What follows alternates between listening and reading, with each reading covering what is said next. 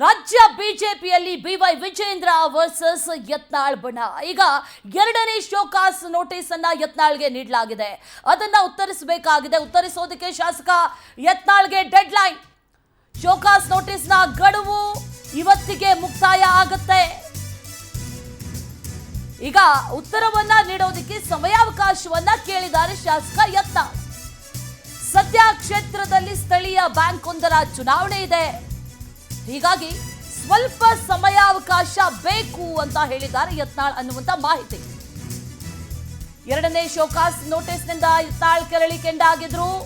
Notice ಅನ್ನ ಕೊಟ್ಟರು ಕೂಡ ಡೋಂಟ್ ಕೇರ್ ಅಂತ ಹೇಳಿದ್ರು. ಅದ್ಯಾವುದಕ್ಕೂ ಕೇರ್ ಮಾಡಿಲ್ಲ ಶಾಸಕ ಯತ್ನಾಳ್. ಈಗ ಟೈಮ್ ಕೇಳಿದ್ದಾರೆ ಅನ್ನುವಂತ ಮಾಹಿತಿ. ಯಾವ ನೋಟಿಸ್ ಬಂದಿಲ್ಲ, ಬಂದ್ರು ಉತ್ತರಿಸಲ್ಲ ಅನ್ನುವಂತ ಮಾತನ್ನ ಹೇಳಿದ್ರು ಯತ್ನಾಳ್. ಇದೀಗ ಬಿಜೆಪಿ ಕೇಂದ್ರ ಶಿಸ್ತು ಸಮಿತಿ ಬಳಿ ಒಂದಷ್ಟು ಕಾಲಾವಕಾಶವನ್ನ ಕೇಳಿದ್ದಾರೆ ಅನ್ನುವಂತ ಮಾಹಿತಿ ಲಭ್ಯ ಆಗ್ತಾ ಇದೆ. ಪಕ್ಷ ವಿರೋಧಿ ಚಟುವಟಿಕೆಯನ್ನ ಮಾಡಿದ್ದಾರೆ ಅನ್ನುವಂತ ಆರೋಪದ ಹಿನ್ನೆಲೆಯಲ್ಲಿ ಕೇಂದ್ರ ಶಿಸ್ತು ಸಮಿತಿಯಿಂದ ಶೋಕಾಸ್ ನೋಟಿಸ್ ಅನ್ನ ನೀಡಲಾಗಿತ್ತು. ಆ ಸಂದರ್ಭದಲ್ಲಿ ಸಿಕ್ಕಿಲ್ಲ ಅಂತ ಹೇಳಿದ್ರು. ಆದರೆ ಈಗ ಕಾರಣ ಕೊಟ್ಟಿದ್ದಾರೆ. ಒಂದು ಚುನಾವಣೆ ಇದೆ, ಅದರ ನಂತರದಲ್ಲಿ ಉತ್ತರ ಕೊಡ್ತೀನಿ ಅನ್ನುವಂಥ ಮಾತನ್ನ ಹೇಳಿದ್ದಾರೆ. ಮತ್ತಷ್ಟು ಡೀಟೇಲ್ಸ್ ಅನ್ನ ನೀಡ್ತಾರೆ ನಮ್ಮ ಪ್ರತಿನಿಧಿ ದೀಪಾ. ನೇರ ಸಂಪರ್ಕದಲ್ಲಿ ಜಾಯಿನ್ ಆಗ್ತಾ ಇದ್ದಾರೆ. ದೀಪಾ, ಗಮನಿಸ್ತಾ ಇದ್ವಿ ಆರಂಭದಲ್ಲಿ ಕೇಳಿದಂಥ ಸಂದರ್ಭದಲ್ಲಿ ಯಾವುದೇ ನೋಟಿಸ್ ಬಂದಿಲ್ಲ ಅನ್ನುವಂಥ ಮಾತನ್ನ ಖುದ್ದು ಯತ್ನಾಳ್ ಅವರೇ ಹೇಳಿದ್ರು. ಈಗ ಆ ನೋಟಿಸ್ಗೆ ಒಂದಷ್ಟು ಟೈಮ್ ಕೇಳಿದ್ದಾರೆ. ಏನು ಉತ್ತರ ಕೊಡಬಹುದು ಯತ್ನಾಳ್? ಇದ್ರ ಬಗ್ಗೆ ಏನು ಚರ್ಚೆ ಆಗ್ತಾ ಇದೆ ರಾಜಕೀಯವಾಗಿ? ಡೀಟೇಲ್ಸ್ ಅನ್ನ ಕೊಡೋದಾದ್ರೆ ದೀಪಾ. ಅಶ್ವಿನಿ, ರಾಜ್ಯಾಧ್ಯಕ್ಷರ ಚುನಾವಣೆ ವಿಚಾರದಲ್ಲಿ ಯತ್ನಾಳ್ ಟೀಮ್ ದೊಡ್ಡ ಮಟ್ಟಿನ ಹೋರಾಟದ ಜೊತೆಗೆ ಹೈಕಮಾಂಡ್ ಮಟ್ಟಿನಲ್ಲೂ ಕೂಡ ರಾಜ್ಯಾಧ್ಯಕ್ಷರನ್ನ ಬದಲಾಯಿಸಬೇಕು ಅನ್ನುವಂತಹ ಒಂದು ಹಕ್ಕೊತ್ತಾಯವನ್ನು ಮಾಡಿತ್ತು. ಆದ್ರೆ ಎಲ್ಲೋ ಒಂದ್ ಕಡೆ ಇದು ದೊಡ್ಡ ಮಟ್ಟಿನ ಡ್ಯಾಮೇಜ್ ಪಕ್ಷಕ್ಕೂ ಕೂಡ ಆಗ್ತಿದೆ ಅನ್ನುವಂತಹ ಅರಿವಿದ್ರೂ ಕೂಡ ಹೈಕಮಾಂಡ್ ಇಲ್ಲಿಯವರೆಗೆ ಯಾವುದೇ ನಿರ್ಧಾರಗಳನ್ನಾಗ್ಲಿ ಅವರಿಗೆ ಸೂಚನೆ ಕೊಡುವಂತಹ ಕೆಲಸವನ್ನ ಮಾಡಿರಲಿಲ್ಲ.